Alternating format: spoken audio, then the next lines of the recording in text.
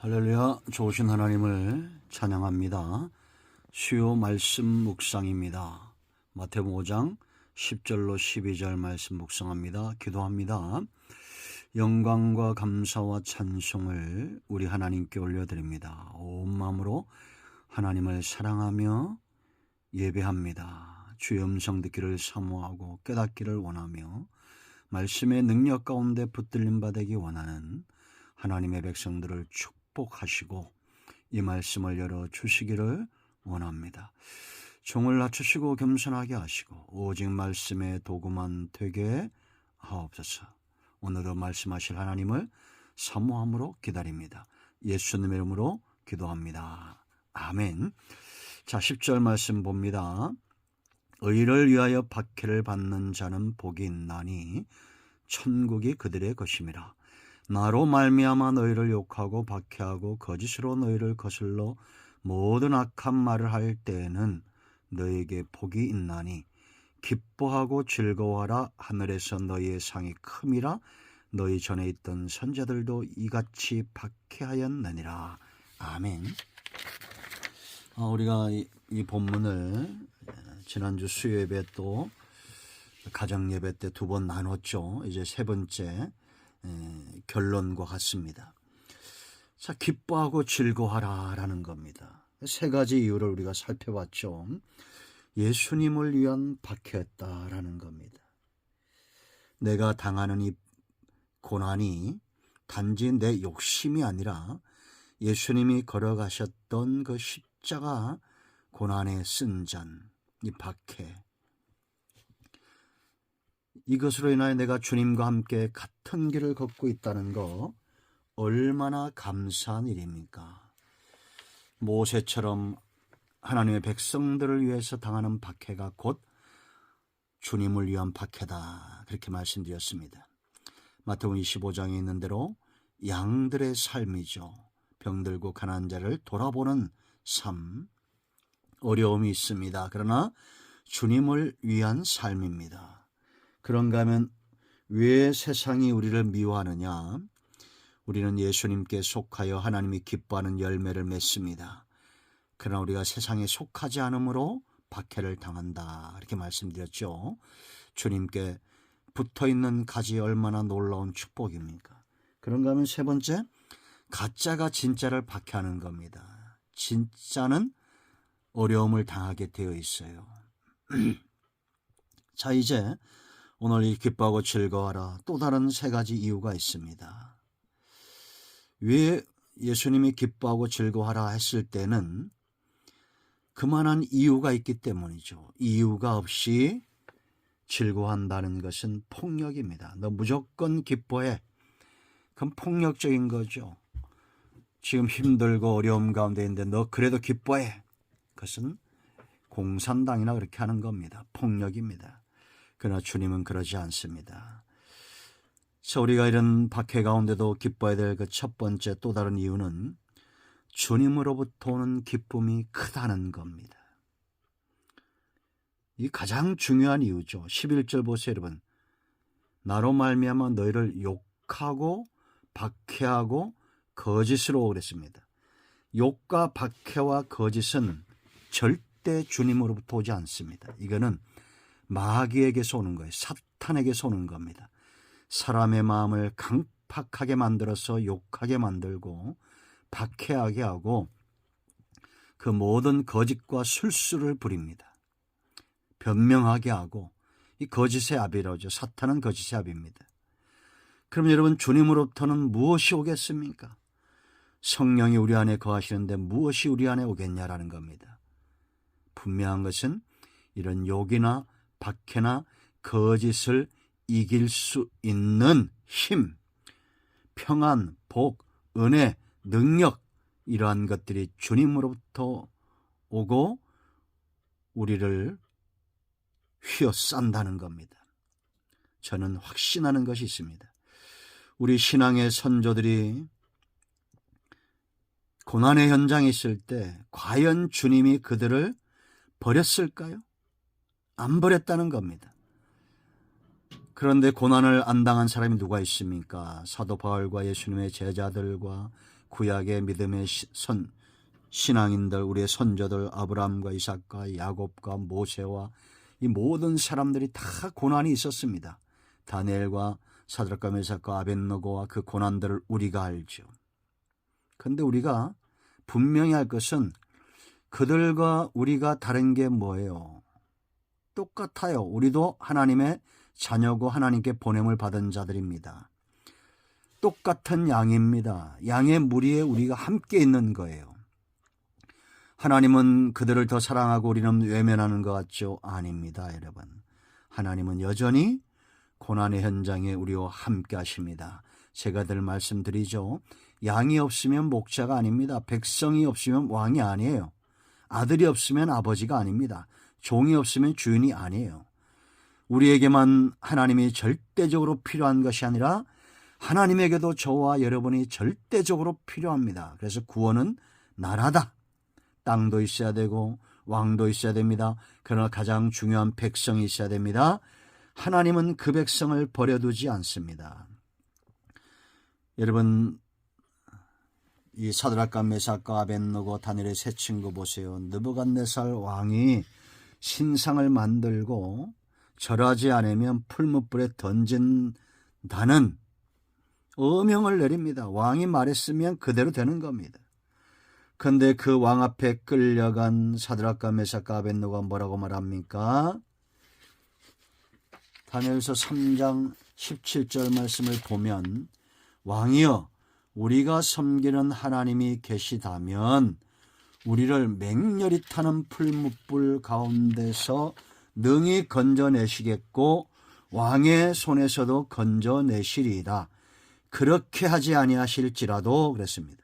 왕이여 우리가 왕의 신들을 섬기지도 아니하고 왕이 세우신 금신상에게 절하지도 아니할 줄 아옵소서. 어떻게 됐어요?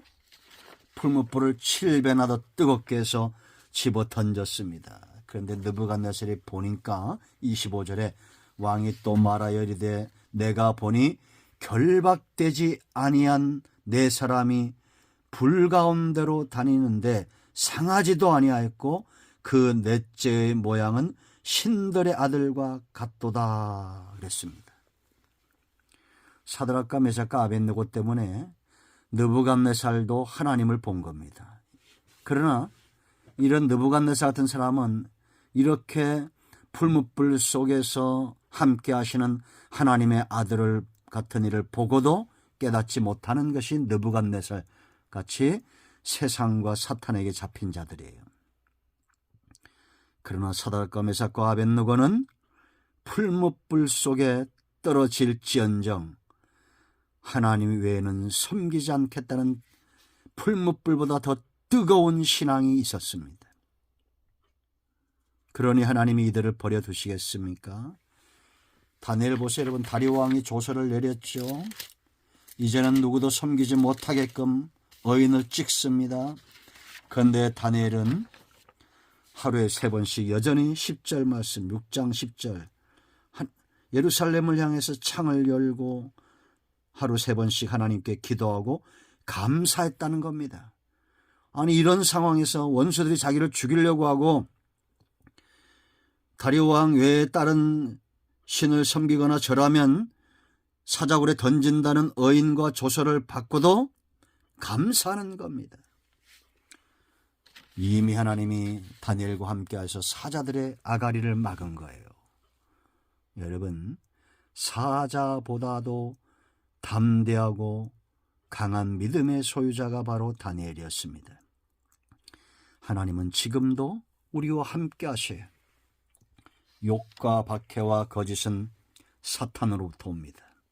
그러나 이 모든 것을 이길 더 큰 평안과 복과 은혜와 능력은 하나님으로부터 옵니다. 우리는 누구에게 속해 있습니까? 평안과 복과 은혜와 능력, 하나님부터 오는 이 능력을 사모하십시오. 악한 자의 편에 서지 마십시오. 자, 두 번째, 우리가 기뻐하고 즐거워할 수밖에 없는 이유예요. 이게 억지가 아닙니다. 억지로 하면 그건 폭력이라고 그랬죠. 바로 천국 하나님의 나라에 살고 있기 때문입니다. 우리가 잘 아는 대로 마태복음 12장 28절 하나님의 나라가 너희 가운데 임하였다고 주님이 선포하셨습니다. 자, 그러면 이 하나님의 나라의 특징이 어떤 것일까요? 이 하나님의 나라, 욕하고 거짓되고 박해하고 누명을 씌우고 악한 말들을 하고, 이게 하나님의 나라입니까? 하나님의 나라에 이런 게 있어요?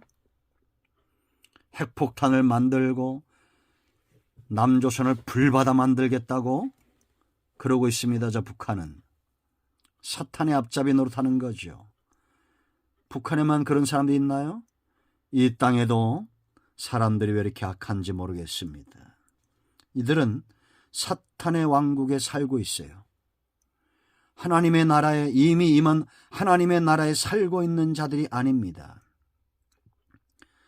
놀라운 사실을 기억하십시오. 하나님의 나라가 우리 가운데 임하였다. 그러므로 세상에는 세 종류의 사람이 있습니다. 하나는 욕하고 박해하는 사람, 거짓말하는 사람. 이들은 하나님의 나라가 임하였으나 맛보지 못한 자들, 주님을 영접하지 않은 불신자들이에요. 그런데 두 번째는 이런 하나님의 나라가 임하였음에도 염려와 근심에 속해 있는 사람들이 있습니다. 이들은 믿으나 믿음이 연약한 자들이에요. 돌박 같은 심령, 가시밭 같은 심령입니다. 그런데 박해 속에서도 오히려 즐거워하고 기뻐하는 사람들이 있습니다. 이들은 이미 하나님의 나라를 맛보고 그 나라를 사는 자들입니다. 우리는 대한민국 사람입니다. 여행 가보세요. 중국 사람, 대한민국 사람, 일본 사람 표가 납니다. 외국인들이 더 잘 알아요.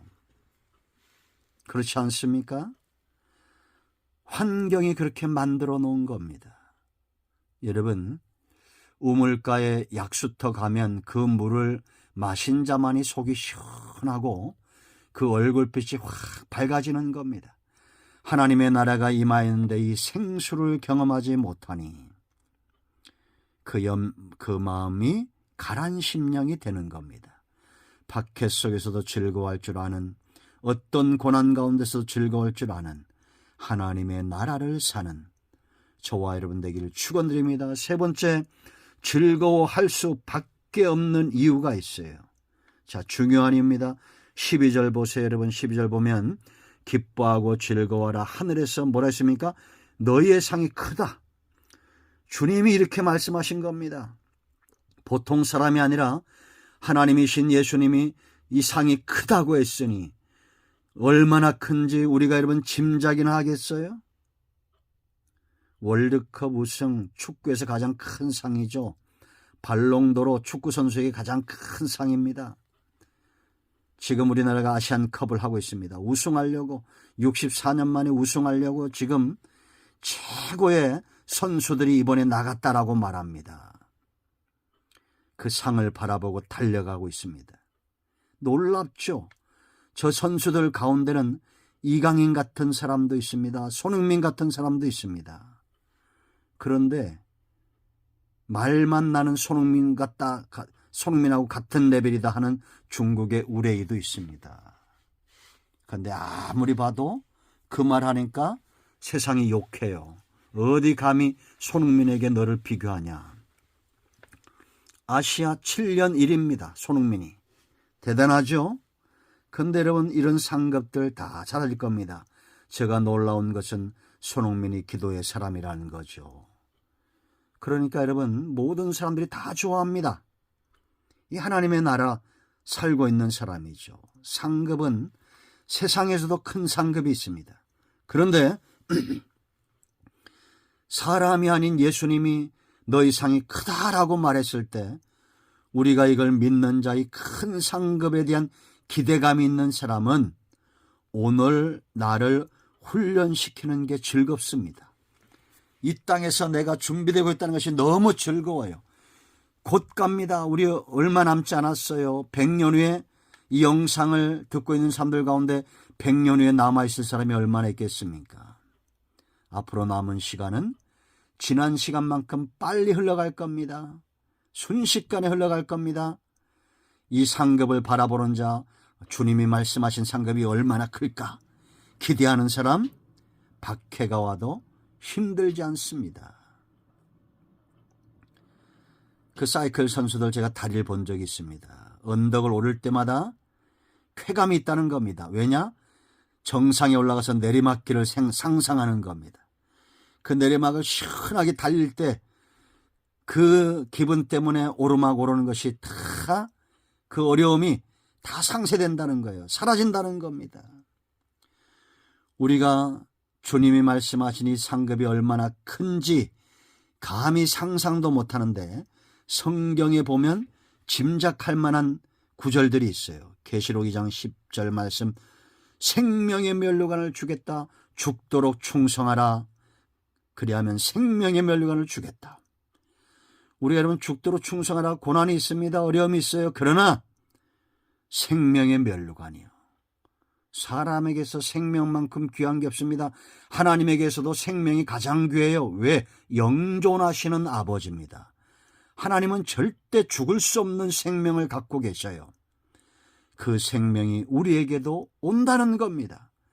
생명의 면류관 얼마나 큰 것입니까? 오늘 박해를 이길 만한 충분하고도 넘치고도 감당할 만큼 큰 상급입니다. 그런가 하면 디모데후서 4장 7절 말씀 8절 말씀 보세요. 바울이 왜 달려갔다고 말합니까? 4장 우리가 잘 아는 내용이죠. 6절 보세요. 전제와 같이 내가 벌써 부어지고 나의 떠날 시간이 가까웠도다. 나는 선한 싸움을 싸우고 나의 달려갈 길을 마치고 믿음을 지켰으니 그가 달렸던 길들 우리가 잘 알죠. 박해입니다. 고난입니다.